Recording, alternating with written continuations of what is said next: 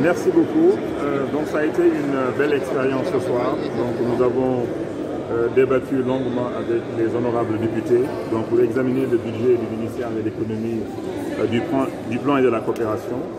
Et en examinant ce budget également, les honorables députés ont posé plusieurs questions sur l'économie en général, sur notre stratégie pour maintenir la croissance et même l'augmenter durant la deuxième phase du plan Sénégal émergent.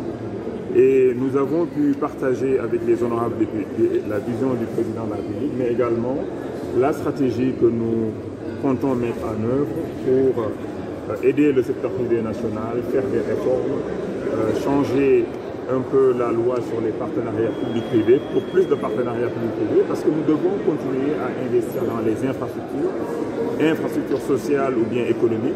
Et l'option est de ne pas seulement recourir au financement public, mais d'impliquer le secteur privé dans différents projets. Pour cela, il faut une loi plus flexible qui implique davantage le secteur privé national, avec des minima de participation dans le capital des sociétés qui vont exécuter ces projets en partenariat public-privé, mais également d'inciter et d'aider le secteur privé national à exécuter la commande qui découlerait de ces projets en partenariat public-privé.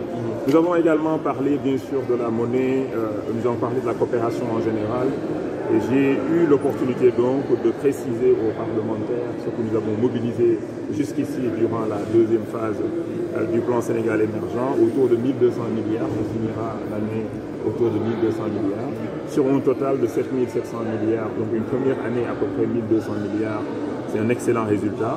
Et ce qui est intéressant de noter également, c'est que la majorité vraiment de ces financements sont des financements concessionnels, donc qui font que le service de la dette sera amoindri, parce que sans la coopération, il aurait fallu lever ces financements sur les marchés, et les marchés sont plus chers.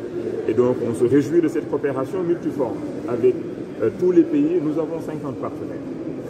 Notre coopération, même s'il y a quelques pays qui sont les plus grands partenaires du Sénégal, nous avons une cinquantaine de pays. Nous avons également les partenaires au développement, les partenaires multilatéraux, tels que les banques de développement qui appuient également le Sénégal.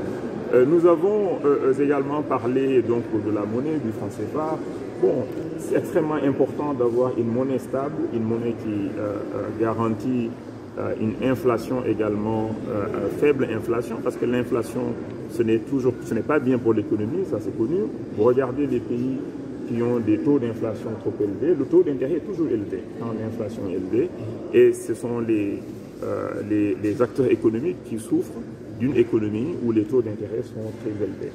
Et le Sénégal se dirige donc vers la monnaie unique en 2020, nous espérons, c'est ça la target, c'est ça en fait la cible des pays de la CEDEAO. Et comme les chefs d'État l'ont décidé donc à Abuja, les pays qui auront satisfait à tous les critères de convergence pourront faire partie de la monnaie unique, et les autres pourront rejoindre cette monnaie si jamais on la mettait effectivement en œuvre à partir de 2020. C'est le plan d'action est là et on est en train de travailler, et c'est ça en fait notre cible. Aussi. Absolument. L'ADER vient de recevoir un financement de 40 milliards de francs CFA de la Banque africaine de développement, approuvé en fait aujourd'hui même. Et nous espérons que l'Agence française de développement va approuver également 13 milliards le 18 décembre. Et ceci permettra à l'ADER de financer plus de jeunes, plus de femmes. L'objectif de l'ADER, donc, c'est d'appuyer en fait l'auto-emploi, d'appuyer les entrepreneurs, les jeunes de moins de 40 ans, quand c'est des jeunes garçons, des jeunes hommes, moins de 40 ans, et pour les femmes, c'est à partir de l'âge de 18 ans, et il n'y a pas de limite d'âge. Et nous comptons également nous allons réfléchir sur ce genre d'appui également pour le fonds 6, pour le fonds GIP, et également la BNDE, qui est la Banque vraiment nationale de développement des PME. C'est de les aider à obtenir des lignes de financement venant en fait de la coopération, parce que ces lignes de financement sont toujours moins chères que d'aller lever de l'argent par exemple sur le marché, ou bien de recevoir des dépôts. Les dépôts sont plus chers. Et donc, la BNDE est déjà en discussion avec quelques partenaires multilatéraux et le gouvernement les appuie. Le gouvernement est derrière pour que cette institution puisse vraiment remplir ses missions. Elle fait déjà un excellent travail, mais il faut renforcer parce que la demande de crédit, la demande est beaucoup plus importante que ce que nous avons comme ressources dans les différents instruments de l'État qui vont travailler aux côtés du secteur bancaire. Donc ce n'est pas seulement les institutions de l'État telles que la BHS, la Caisse des dépôts ou bien la Banque agricole, FONSIS, FONGIP, BNDE, c'est également en fait les banques commerciales qui vont travailler avec toutes ces institutions.